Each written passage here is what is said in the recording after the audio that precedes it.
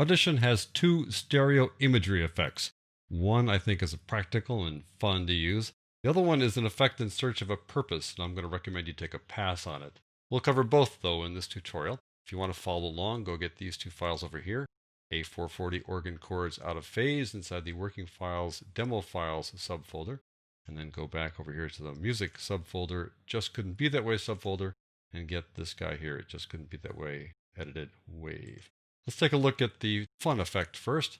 Go to Effects, Stereo Imagery, and go to Center Channel Extractor. Now this effect does what it says it does. It tries to remove the center channel, but there really isn't a center channel. There's a left and a right channel. But if you combine the two, whatever is kind of panned toward the center or dead center then is going to sound like it's in a third channel called the center channel. And you can extract that, meaning you can remove the center channel, which typically removes the vocalist, because usually the vocalist is always panned to the center. There are also some instrumentalists there too. Lots of other instrumentals are panned to the center as well, so you might be removing them too, so you won't get the full width of all the instruments, but you will remove the center, which allows you then to create something like karaoke. If you want to be able to sing along with it, this gets rid of a lot of the vocalist. Or switching that around, you can retain the vocalist but drop a lot of the stuff on the left and the right side. So you have the vocalist plus whatever instruments were panned to the center, you retain those. Or you can change the frequency range such that whatever's in the center, you can change the frequency to emphasize that, which is usually the bass, because the bass is almost always pan center. So you reduce the frequency range down to something low and you adjust the bass. So we'll try all three approaches here just to give you a feel for how this works. There are quite a few possibilities here in terms of the properties. If you go to the discrimination side, you'll see there's several things here that I would suggest you just check out here inside the help file by clicking on this button over here. But I'm going to focus on just sort of the basic stuff here just to give you a sense for how this works. So let me get this thing set up. I want to extract the center. I'm going to have the frequency range set for the female voice, which is a very wide frequency range. If you look down here, it goes from 140 to 20,000. So that's basically the full human hearing range except for the low bass. Right now it's set up so that the center channel level is set to 0 dB, more or less. We'll put it right down there in the middle, pretty much towards 0.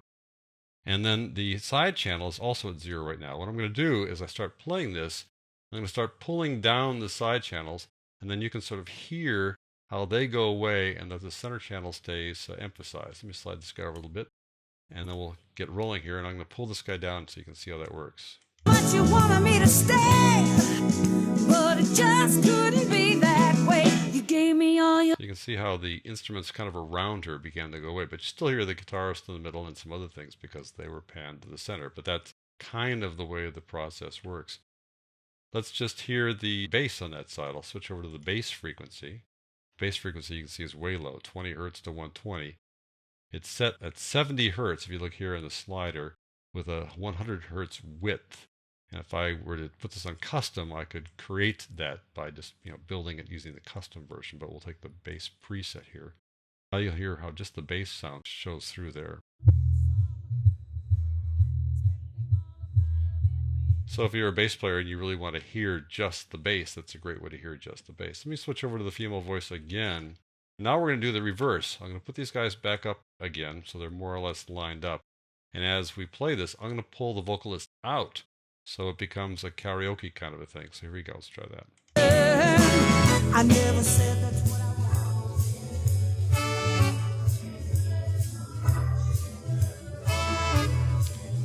So I think you get a sense of how that works. You lose some instrumentalists because they're panned to the center, but you did lose the vocalist, and so you could use this for kind of an easy, quick way to make karaoke. So that is the center channel extractor. Let me close that down. Now let's go get the other one. It's Effects, Stereo Imagery, Graphic Phase Shifter. This is an effect, I think, in search of a purpose. I mean, if you're looking at it, you're going to go, what am I supposed to do? You look at some of the presets, you're going to go, what do they mean? I don't get it. Well, this is an effect that's kind of built for guys who are really audio engineer types, not folks who really just want to edit music or create some nice sounding audio. These are guys who know sort of what's going on under the hood, and that really is not the goal of this course. And also, you need to be able to know what's wrong with your audio to then be able to apply this graph to make it sound better. And there really is nothing inside Audition that will tell you what's really wrong with it so you can use this guy effectively. I do want to show you one thing though to give you a sense of an approach that Adobe is doing to try to begin to build some diagnostic tools that can help you. But this is just sort of a first step. Let me show you something called the phase meter. I'll go over here to the window, and there's the phase meter, and it's just this little itty bitty guy down here, but I'm going to make it bigger by bringing it over to this panel so you can see it better. And what the phase meter shows is things that are out of phase, sort of. This term phase is kind of a misused term in the audio world, and I'm guilty of misusing it. Phase means when one channel is not really lined up in time with the other channel. And that happens lots of times when microphones are not placed properly. And so I've talked about that before with the effect over here called the automatic phase correction effect. So if you have mics that are a little bit out of line, or if you have tape heads that are a little bit out of line, then one of the channels will be slightly off in time with the other one. And that's called a phase shift. Some people also refer to phase shifts when the one channel is inverted, and that really is a polarity shift. Well, in this file, I inverted this channel. This was a mono file that I made stereo, but I inverted this channel, and then I put it out of phase slightly, and wanting to see what happens with the phase meter. I'll just show you what happens with the phase meter. A clip that works well, like this one, the phase meter will read over here to the right. But it just couldn't be. So it's almost perfectly in phase. And what, in this case, the phase is really measuring is not whether things are out of time or whether they're inverted or have bad polarity. It's measuring correlation. It's how well do each of these channels correlate. So it looks at both phase and whether they're inverted. And so that one showed that, it's more or less perfect. I mean, you're going to have some things bumping up against each other because there's so many instruments playing there at once. So there will be a little bit of issue, but otherwise it's darn near perfect. This one, though, will show you that it's over here toward the red.